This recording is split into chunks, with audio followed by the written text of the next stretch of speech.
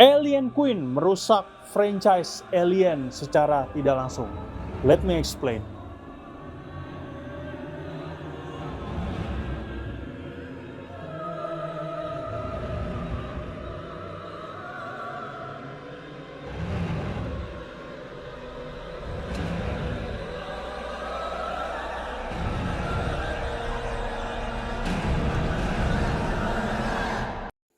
Pada rancangan awalnya dari film Alien 1979 tidak ada yang namanya Alien Queen. It's purely only Xenomorph. Yang mencetuskan harus ada Alien Queen itu adalah James Cameron selaku sutradara dari Alien 1986 karena mereka tadinya memang hanya ingin fokus ke Xenomorph yang kepalanya bermutasi jadi warrior untuk melawan tentara. Tapi ternyata mereka butuh sesuatu yang lebih besar, akhirnya mereka berinovasi dengan menghadirkan Alien Queen, ya, which is menurut gue itu adalah keputusan yang sangat-sangat kurang bijak. Mungkin Ridley Scott pada saat itu berpikir kalau 1979 itu tidak terlalu laku filmnya, karena pacingnya juga sangat lambat, keberadaan aliennya sangat sedikit, makanya ketika James Cameron mau bikin sesuatu yang besar, ya akhirnya beliau mengiyakan aja, ya walaupun sebenarnya tidak sesuai visinya. Kalau kalian sadar ya, film-film Ridley Scott, film-film Alien-nya setelah Alien 1986 itu sangat-sangat menghindari koneksi dengan Aliens 1986. Maksudnya gimana? Kalian bisa lihat dari Prometheus. Itu sangat-sangat menghindari, itu prequel jauh ya. Alien Covenant menurut gue koneksinya lebih bagus ke Alien 1979. Datanya yang didapat dari David itu ditransfer ke Weyland-Yutani, makanya Weyland-Yutani bisa kirim ke Mother yang ada di Nostromo. Ya, makanya Nostromo bisa diarahkan ke LV-426 karena Juggernaut yang dikendarai oleh si David ini itu bisa saling melacak satu sama lain. Dan dia memang sudah mapping Juggernaut ini ada di LV-426 dan mungkin ada Juggernaut lain yang jatuh di planet lain. Itu mungkin ada di komik dan juga ada di novel. Yang dimana kalau tidak dijelaskan di film menurut gue itu non-canon ya, gue gak peduli. Apapun yang ada di novel gitu, gue butuhnya ada di film. Contoh, Alien Romulus.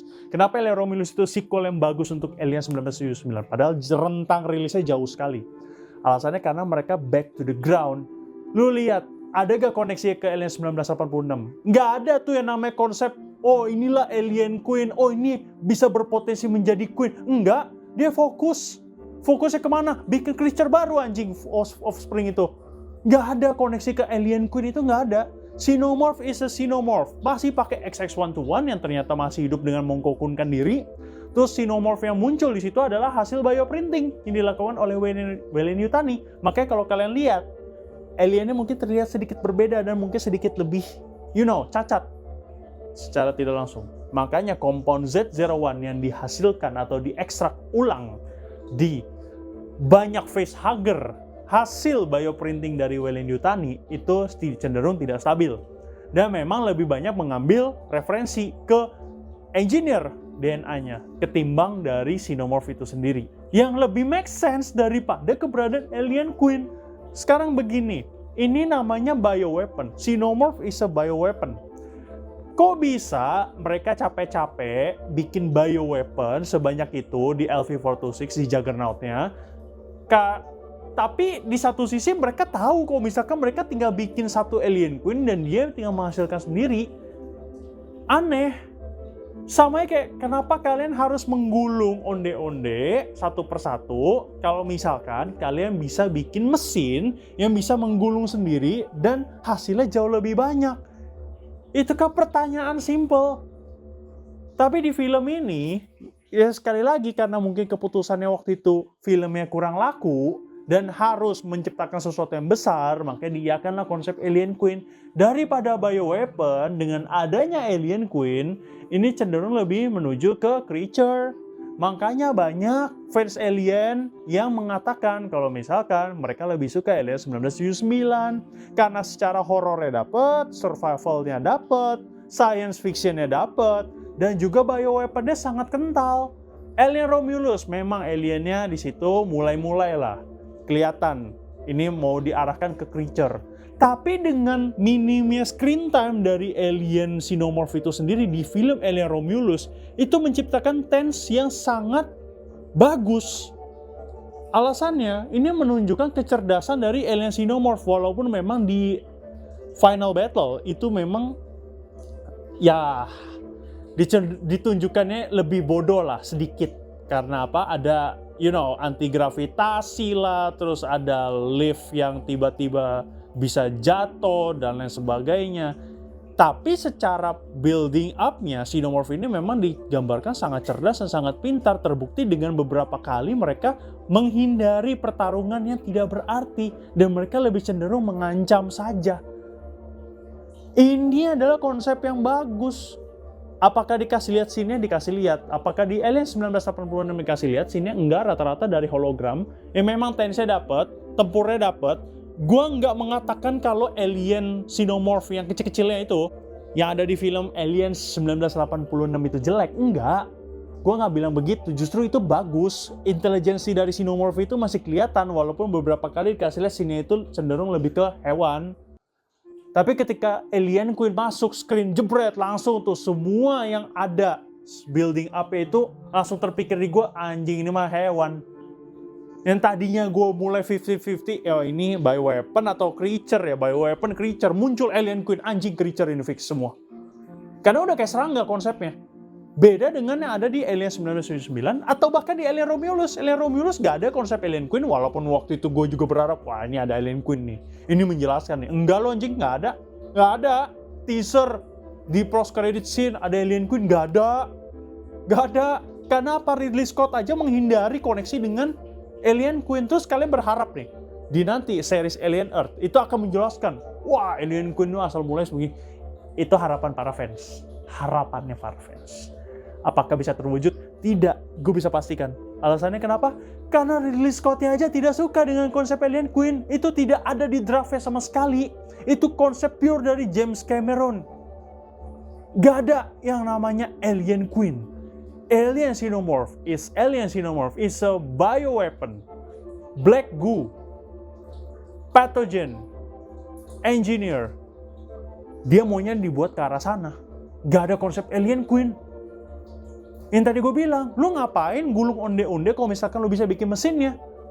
Dari sini aja udah kelihatan kalau misalkan direkturnya pun ragu dengan konsep Alien Queen.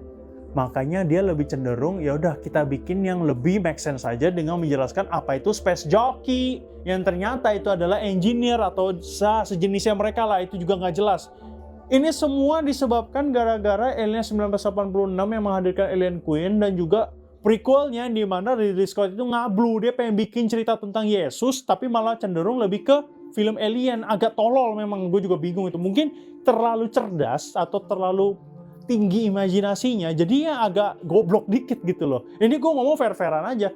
Karena harusnya di konsep awal, Prometheus itu berlatar belakang di LV-426, yang dimana kalau misalkan disambungkan ke film Alien 1979, semuanya jadi make sense. Gue udah pernah ceritain kalau nggak salah di video-video gue yang lama. Drafting awalnya singkat aja.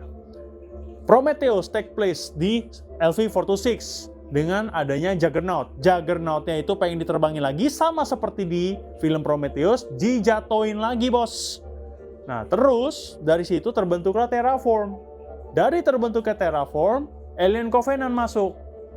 Alien Covenant masuk atau waktu itu disebut Alien Paradise Lost.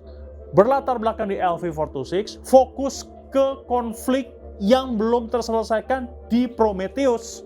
Itu Elizabeth Shaw, David, dan juga kru Covenant. Yang di ending, kalau dia mengikuti jalan dari Aliens 1986, maka salah satu dari mereka akan melahirkan Alien Queen. Salah satu dari mereka. Untuk David akan pure dihancurkan di film itu. Karena setelah dari film itu, tidak ada kan namanya Android David di situ atau ditemukan kerangka Android, kan nggak ada. Gak ada sama sekali. Mentok-mentok ada pun itu sudah dibungkus duluan oleh Weyland-Yutani, di mana mereka mengambil kerangka David, dibuat ulang, makanya dijadilah Bishop. Lebih make sense seperti itu. Tapi karena jalan yang diambil itu adalah jalan yang lebih rumit, ya, yang tadi gue bilang dia pengen bikin cerita tentang Yesus, tapi malah menjalarnya ke franchise Alien, agak ngablu memang. Yang otomatis sekarang film Alien jadi ngambang, konsep engineer masih ngambang, si Alien Xenomorph yang memang primadona dan pemeran utamanya masih ngambang juga. Alien Romulus berusaha menjelaskan itu tapi kurang jelas dan malah menciptakan creature baru. Ya memang creature baru tidak mengganggu franchise sama sekali.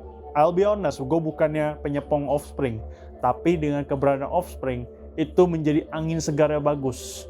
Kalau lu melupakan seluruh film-film Alien setelahnya kayak Alien 3, Alien Resurrection, AVP, FVPR, itu lu lupakan, terus muncul Offspring ini, itu bagus.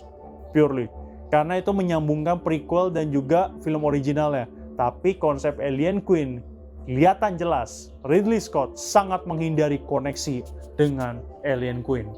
Jadi tidak ada alasan bagi kalian yang mau berteori kalau misalkan Alien Queen itu adalah penyelamat franchise. Iya, penyelamat finansial, betul. Penyelamat studio dan penyelamat sutradara, betul. Tapi tidak untuk ceritanya.